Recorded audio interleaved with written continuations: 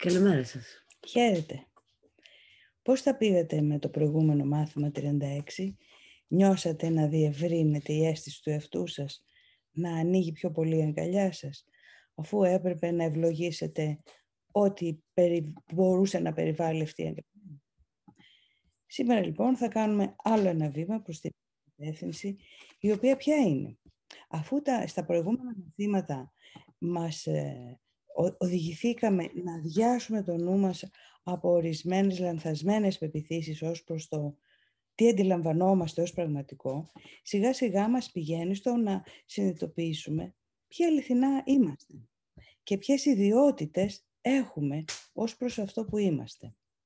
Έτσι λοιπόν, στο σημερινό μάθημα 37, στο οποίο σας καλωσορίζουμε, η κεντρική ιδέα είναι ότι η αγιοσύνη μου ευλογεί τον κόσμο.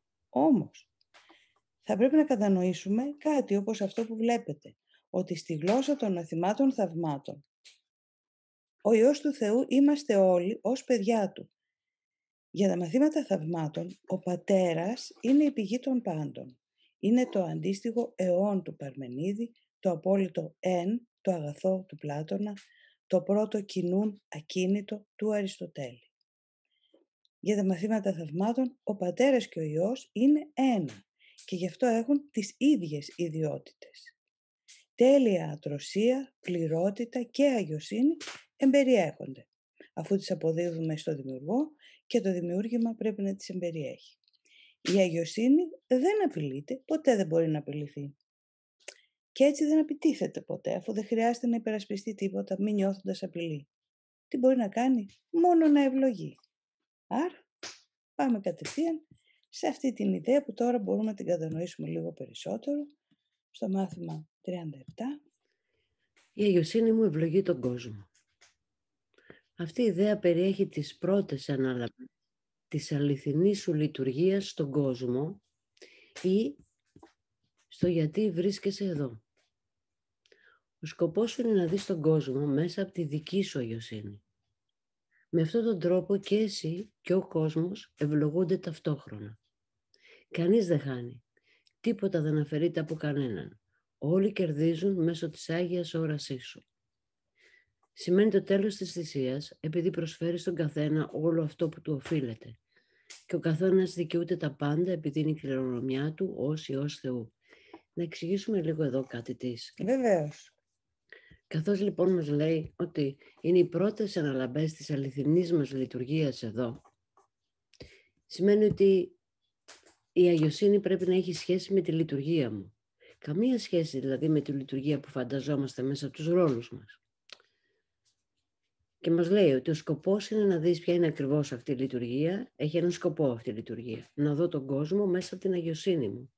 Δηλαδή ενώ λέγαμε πριν ότι ο κόσμος θεωρούσαμε ότι μας επιτίθετο και έρχεται η άσκηση η 31 που μας λέει δεν είμαι το θύμα του κόσμου που βλέπω και η 32 που λέει εγώ έχω επινοήσει αυτόν τον κόσμο και έρχεται η 33 που μας λέει υπάρχει ένας άλλος τρόπος να το κοιτάξω αυτό και η επόμενη η 34 ότι θα μπορούσα να δω ειρήνη γι' αυτό. Εδώ στην 37 μας λέει, από την 35 μάλλον ξεκίνησε να μας λέει πώς μπορώ να το δω διαφορετικά. Και είναι τα μάτια της αγιοσύνης. Και εδώ έχει και κάτι σημαντικό σε αυτή την άσκηση. Μας λέει, σημαίνει το τέλος της θυσίας. Επειδή προσφέρει στον καθένα όλο αυτό που του οφείλεται. Η έννοια της θυσίας είναι ένα κεντρικό θέμα στη ζωή μας. Πράγματι, τελείως. Γιατί πρέπει να κάνω πράγματα για να με αποδέχονται και καθώς κάνω αυτά τα πράγματα δεν είναι σίγουρο, δεν είναι καθόλου βέβαιο ότι θέλω να τα κάνω. Τα κάνω υπό το κράτος μιας ανάγκης.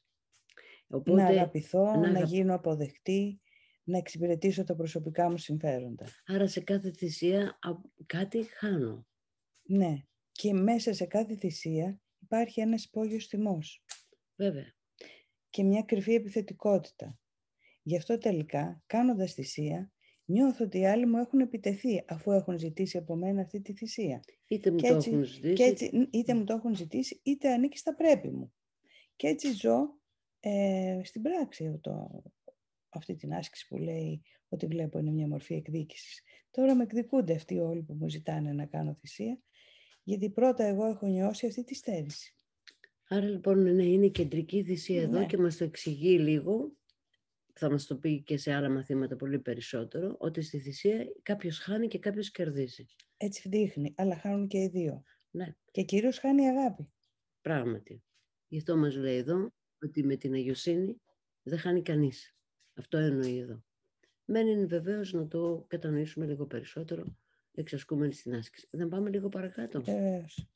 Ωραία. Υπάρχει ένας χώρος μέσα σου, τον οποίο έχει εγκαταλείψει ο χρόνος και όπου αντυχεί η αιωνιότητα. Υπάρχει ένας τόπος ανάπαυσης τόσο γαλήνιος που κανένας άλλος ήχος δεν ακούγεται εκτός από τους ύμνους προς τους ουρανούς. Αυτό είναι από το κεφάλαιο 29. Είναι μια εξαιρετικά όμορφη παράγραφος. Εύγλωτη εικόνα. Σε αυτό το χώρο λοιπόν αναφέρεται το σημερινό μάθημα όταν λέει αυτός ο χώρος είναι το μέρος του νου μας που θυμάται τον αληθινό εαυτό του.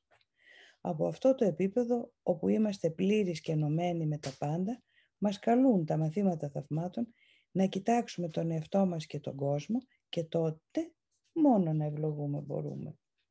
Όπως βλέπουμε εδώ στην εικόνα. Τον ορθό νου λοιπόν. Ναι, εκεί νιώθουμε πληρότητα, ενότητα, αγιοσύνη και αιωνιότητα. Σε αυτό το χώρο αναφέρονται τα μαθήματα θαυμάτων. Όμως είμαστε ταυτισμένοι με το κάτω μέρος της εικόνας, το λάθος νου, το εγώ δηλαδή και την απώλεια. Από εκεί δεν μπορούμε να ευλογούμε, παρά μόνο να προσπαθήσουμε να υπερασπιστούμε τα συμφέροντά μας, να προστατευτούμε και βέβαια όταν το κάνουμε αυτό επιτιθέμεθα. Βέβαια. Ίσως είναι εδώ σημαντικό να πούμε, μάλλον θα το πούμε βλέποντας την άσκηση μετά, αλλά ας το πούμε και εδώ, ας το επαναλάβουμε, ότι στον ορθό νου βρίσκεται ο δάσκαλος, ο εσωτερικός δάσκαλος, ο οποίος μας καθοδηγεί για να έχουμε ειρήνη. Στον λάθος νου υπάρχει ο άλλος δάσκαλος, το εγώ, ο οποίος μας καθοδηγεί να έχουμε συγκρούσεις. Ναι. Την απώλεια της ειρήνης. Οπότε οτιδήποτε έχει σχέση με το ευλογώ τον κόσμο, έχει σχέση με τον αληθινό δάσκαλο. Άρα εκεί στρέφομαι και είναι τελικά αυτός που κάνει αυτός που μας οδηγεί πώς να ευλογήσουμε. Δεν χρειάζεται να αγωνιούμε και να αγχωνόμαστε για το πώς να ευλογήσω τώρα και τι σημαίνει η αγιοσύνη μου να ευλογήσω. Δεν είναι κάτι στο οποίο έχουμε εκπαιδευτεί. Χρειάζεται όμως να πάω προς αυτή την κατεύθυνση. Και να φεθώ εκεί. Και να φεθώ. Τα μαθήματα θαυμάτων μας λένε ότι τα θαύματα δεν τα κάνεις εσύ. Τα κάνει μία άλλη κατάσταση μέσα σου. Αυτός που θυμάται ποιος είσαι. Αυτός που είσαι στην πραγματικότητα.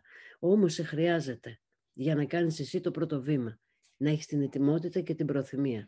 Το άλλο θα το κάνει αυτός. Δηλαδή το αποτέλεσμα της αγιοσύνης και της ευλογίας που κάνει η αγιοσύνη έρχεται από ένα άλλο σημείο μέσα μας. Εμείς χρειάζεται να πάμε προς τα εκεί, να ανοίξουμε το νου μας προς τα εκεί, έτσι που να μπορέσει από μέσα μας ο ορθός νους να μας οδηγήσει να δούμε τα πράγματα διαφορετικά. Ναι, ρωτάτε, ας πούμε, πώς ευλογούμε, είναι μια ερώτηση που μας θέτεται αυτή τη στιγμή. Στην ουσία έχουμε δύο τρόπους να αντιδρούμε προς το περιβάλλον μας. Ή να επιτιθέμεθα ή να ευλογούμε. Όταν δεν έχει επίθεση, οτιδήποτε κάνουμε, λέμε ή σκεπτόμαστε, είναι ευλογία. Αυτή είναι η πιο απλή και περιεκτική απάντηση. Ναι, ας προχωρήσουμε λοιπόν. Ας πάμε λίγο παρακάτω.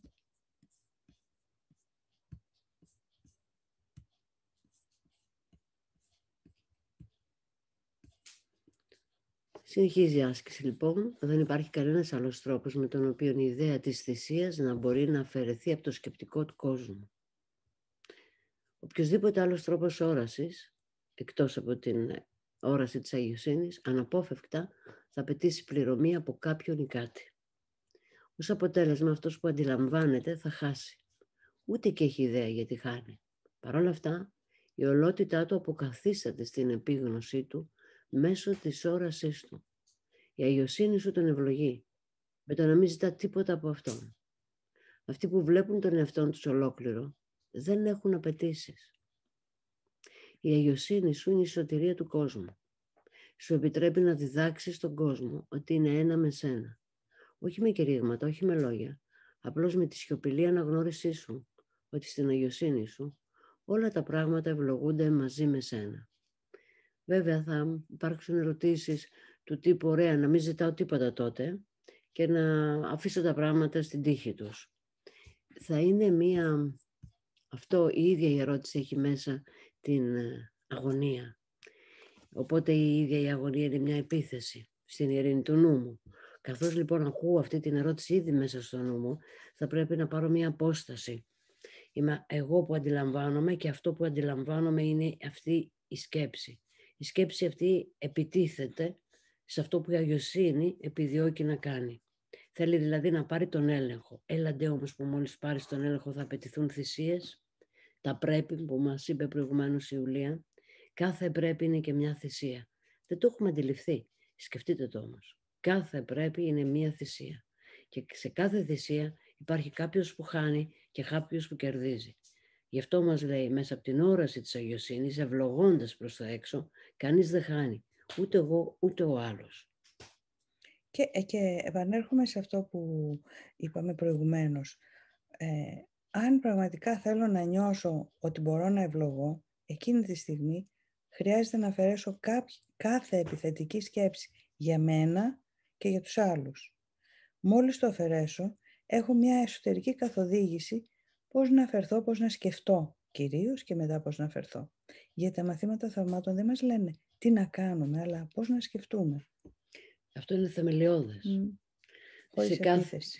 Σε κάθε ερώτηση του τι να κάνω, τα μαθήματα θαυμάτων απαντούν. Η πιο σωστή ερώτηση είναι πώς να σκεφτώ. Γιατί η σκέψη είναι η αιτία και το κάνω είναι το αποτέλεσμα. Άρα αλλάζω την αιτία. Ναι, ρωτάει ας πούμε εύλογα εδώ η Ιωάννα. Όταν πονάει η μέση ή ενοχλεί ένα σωματικός πόνος, πώς να σκεφτώ, Θοδώρα?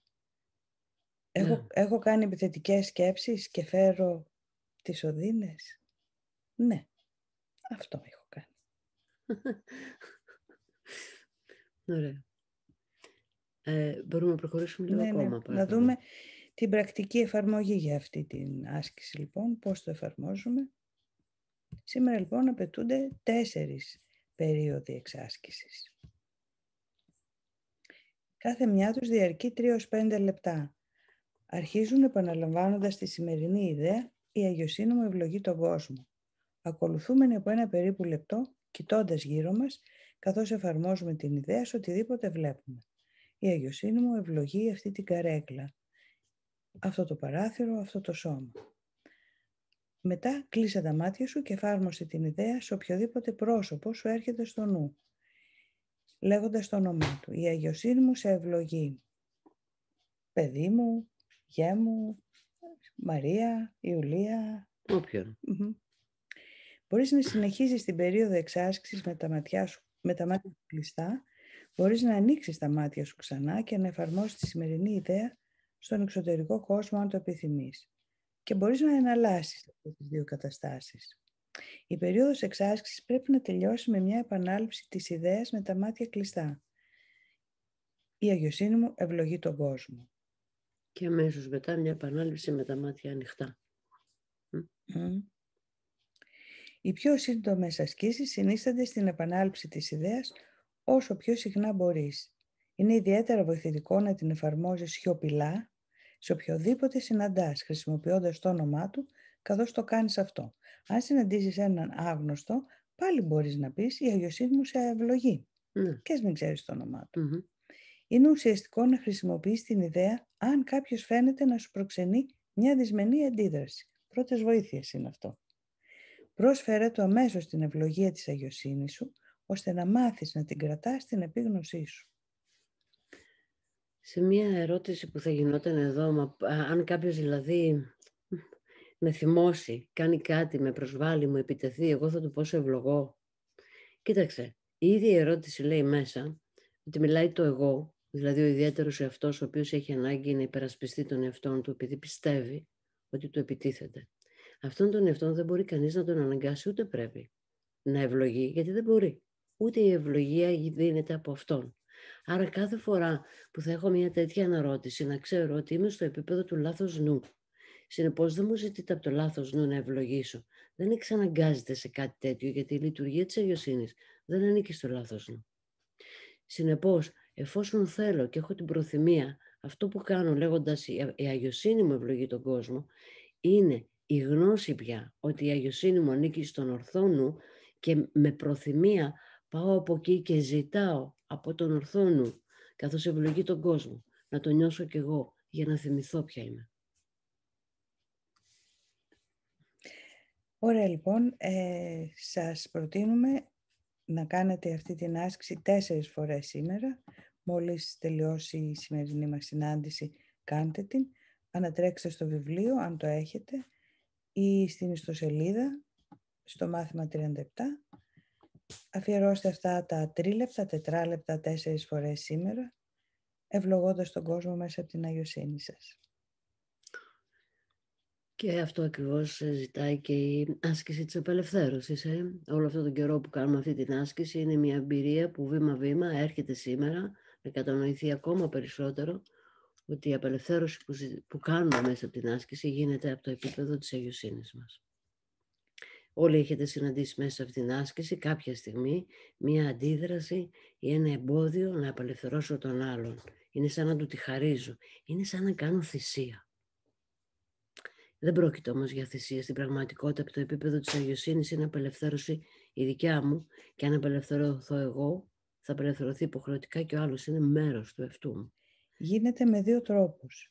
Με τον κοινό συνηθισμένο τρόπο του εγώ, της αίσθησης απειλής, μοναξιάς, επίθεσης, φόβου, άγχους, ή με τον ορθό νου, που είναι η αίσθηση της αγαθότητας, της αγιοσύνης, της ευλογίας μέσα μας. Και τα 2 βρίσκονται μέσα μας.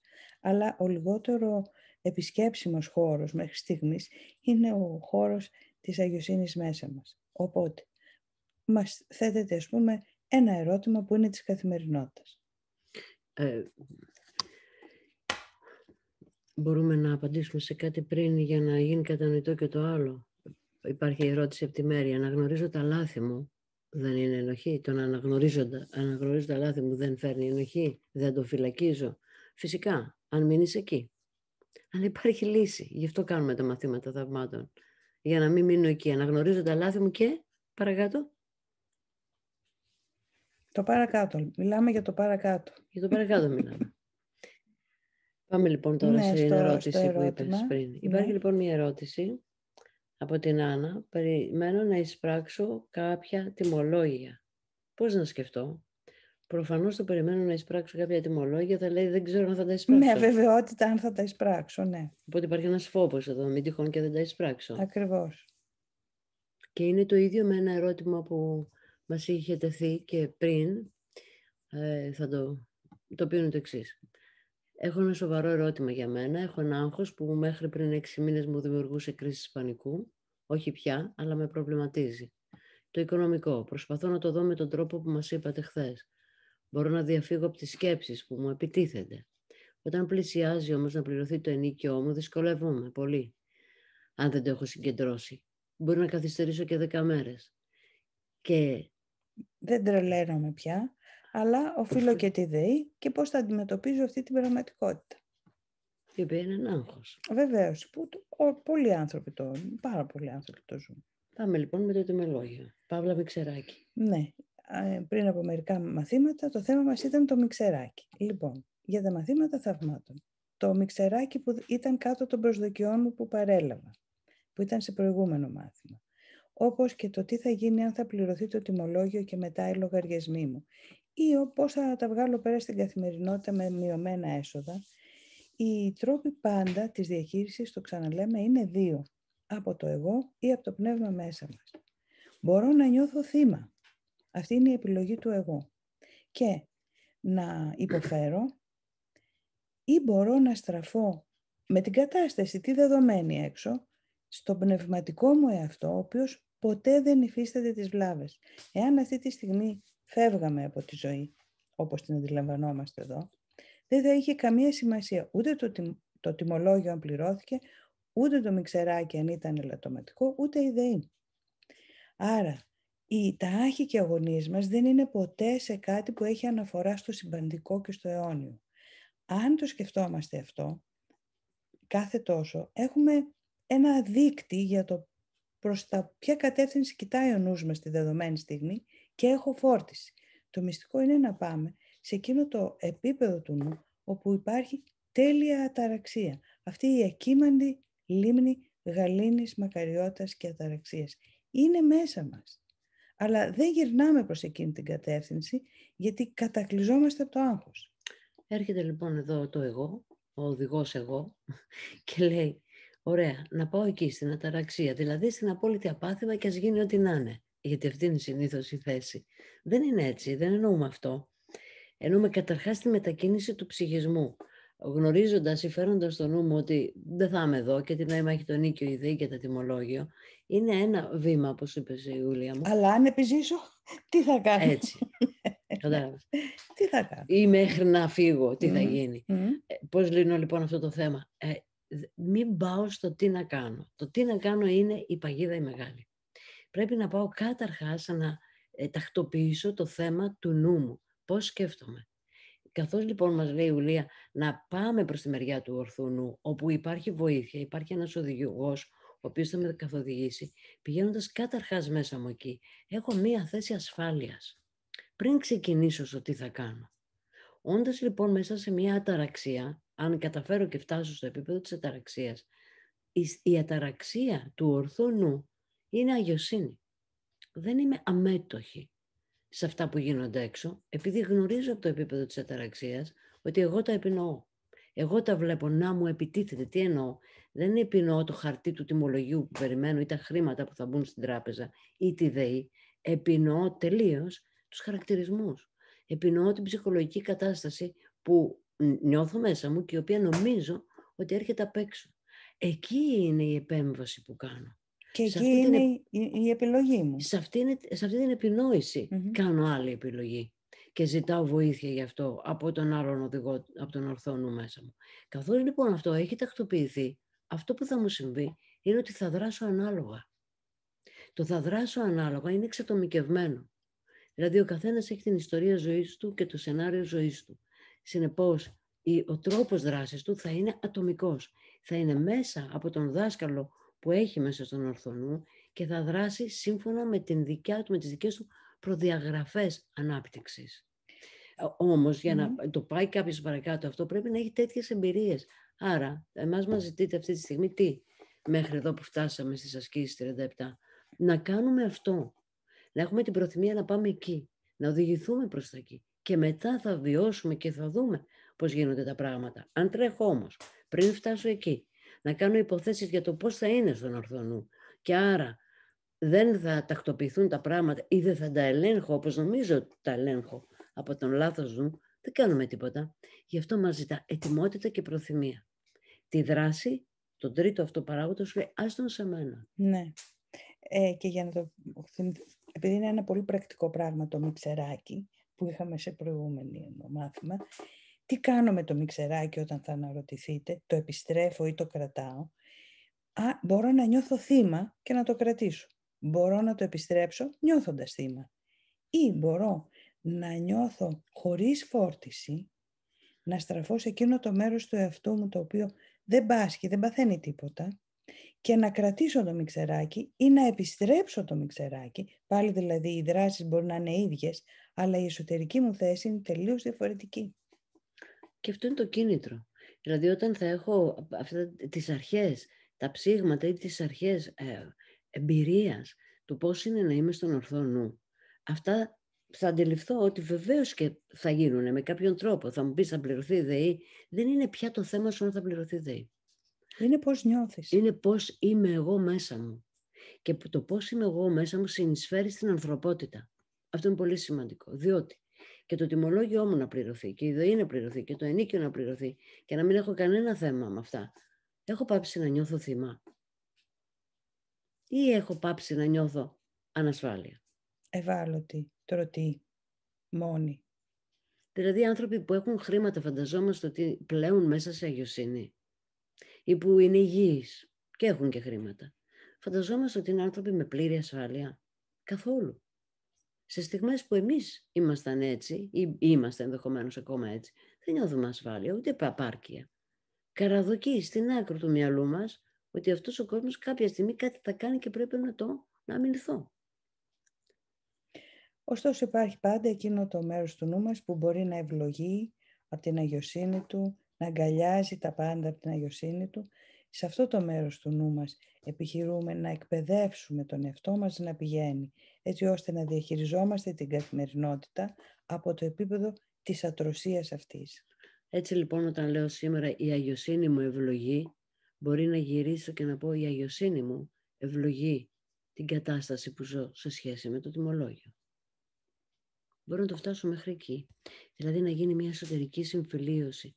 Γιατί η αγιοσύνη δεν είναι για να ευλογήσει έναν κόσμο ξεχωριστό από μένα εκεί έξω.